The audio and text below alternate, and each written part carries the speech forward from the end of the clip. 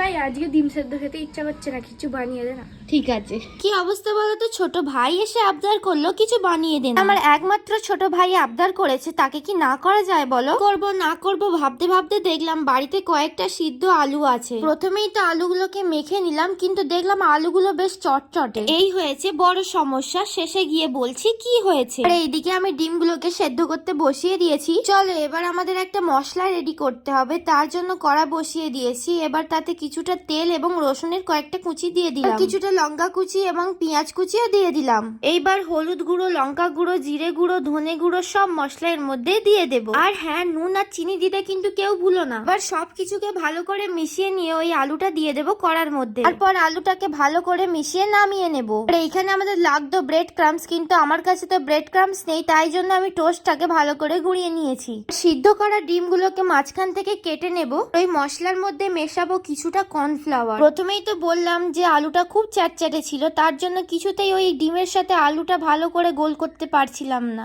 তারপর যেমন তেমন করে যে কোনো রকমের শেপ দিয়ে দিলাম, দিয়ে ভালো করে ওই টোস্টের গুঁড়োতে মাখিয়ে নিলাম। তারপর কড়াইয়ের মধ্যে কিছুটা তেল দিয়ে ভালো করে ভেজে নিলাম। এই যে রেডি আমাদের ঘরোয়া স্টাইলের ডিমের টেবিল। আর আমার ভাইকে ডাকলাম এবং খাওয়ালাম। ভাইয়ের কিন্তু ভারী পছন্দ হয়েছে, তোমরাই শুনে নাও।